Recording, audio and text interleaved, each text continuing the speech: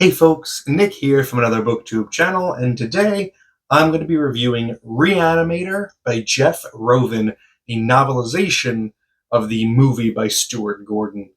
I'm a big fan of the Re-Animator movie. It's kind of like a comfort movie to me. It's just one of those movies that I can really turn on. I'm ever just like, not feeling great, or if I have some time to kill, and I'm not in the mood for anything in particular. Like I could put on my DVD of Re-Animator and be pretty happy with with what I'm watching. Actually, last year I got to experience something really cool. I got to meet Jeffrey Combs at a convention, who played Herbert West in the movie, and I got him to sign my Re-Animator #1 comic, which he wrote. Nick, who's going to believe a talking head? And he signed it. He's got a great signature. He also signs it with H. West, which is really silly. I also got this poster, this Re-Animator poster signed by him, where he put a sticky note that he wrote, "Nick, cat dead, details later, Herbert," which was really awesome. And I like he's got this like neon green signature, which is really cool. He was a nice guy, a little weird, but aren't we all? So that was a really like awesome thing. And I had thought that I didn't realize there was a novelization to Re-Animator, and I'm learning now as I'm getting into this world of novelizations that there is basically a novelization for everything. Like especially I guess like pre 2000, maybe even more so, but everything seems to have a novelization. In fact, while I was looking up the author Jeff Rovin just now for this review, I saw that he did a novelization of Mortal Kombat, but not the Mortal Kombat movie, the Mortal Kombat video game, like the original, which like didn't really even have a story. And of course, I've got to read that. It's like $40 on eBay though, so I'm gonna have to find some other way to read it. But that immediately went on my list. But yeah, when I found out there was a Re-Animator novelization, had to check it out, and I was really pleasantly surprised.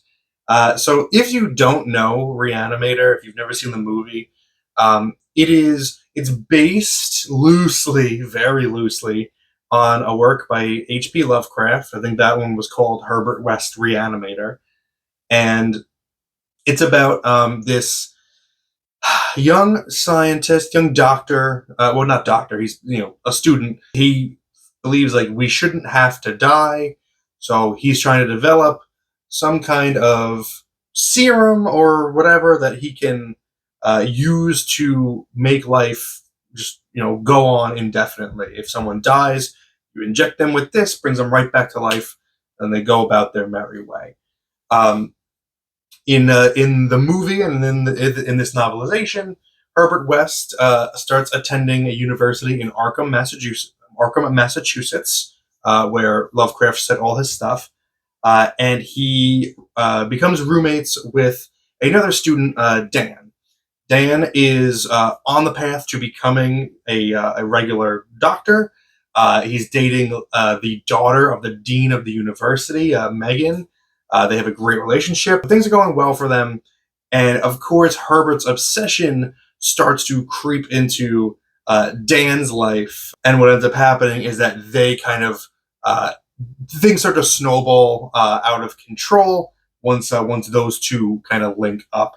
It is a really fun movie because it's got some great makeup and practical effects. Like it's super low budget. It's an 80s movie. It's from 1980. I think it was 1986, 1985. And it's just got that great like spirit of low budget filmmaking to it. It's really like grotesquely bloody and gory and over the top ridiculous. Like gratuitous nudity, like all that stuff. So how is a novelization going to live up to that? And I've got to say, this is one of the better novelizations that I've read in terms of preserving the tone of the movie. And what I mean by that is, like, I read last year. I read the Alien novelization by Alan Dean Foster, which is one of the most respected and uh, praised novelizations ever written. It's one of the few that is still like in print today. You can buy new copies of it at a bookstore, and it's a great book. It's a really good book. But I do feel like that novelization leans a lot more heavily into the sci-fi aspect of the story than the horror of it. Like, the movie I think is much more of a horror movie and less so sci-fi. Alan Dean Foster was very obviously taken with the sci-fi aspects.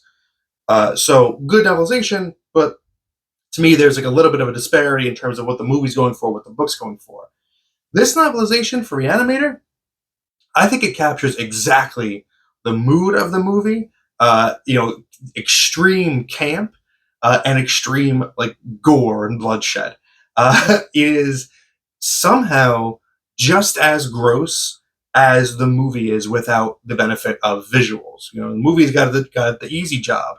It can show you all the blood. It can show you the reanimated body parts and do crazy things with visual effects and whatever. The book doesn't have that. Book doesn't have that luxury. It's got to work a little bit harder, and I think it does a really good job with it. I really did feel like it felt like reading the movie, which is what I think a novelization is kind of supposed to be like.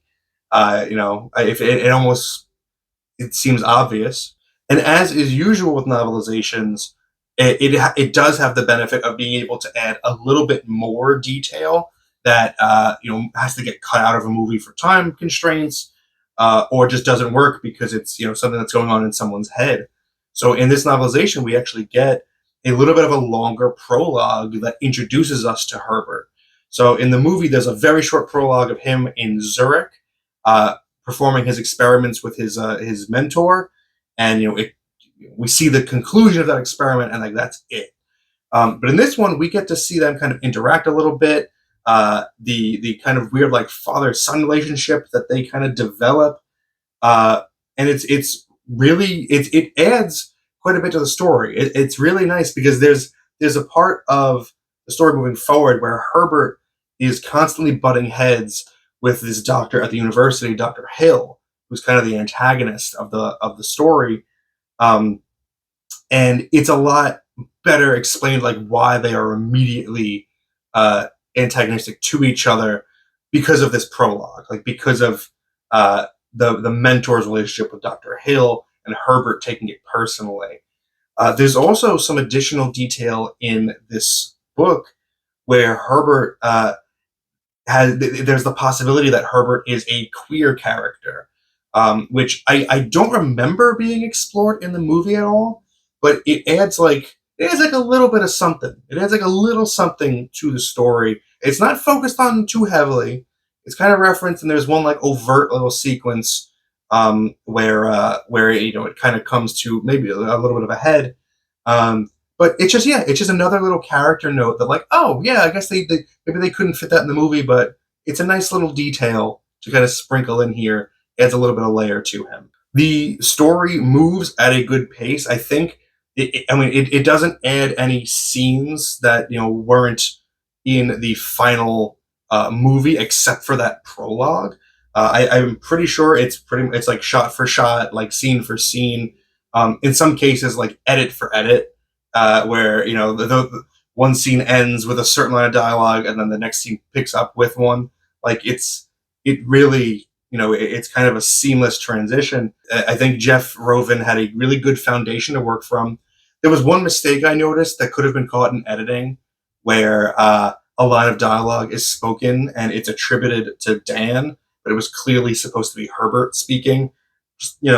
Just a quick line kind of threw me off, but I figured it out.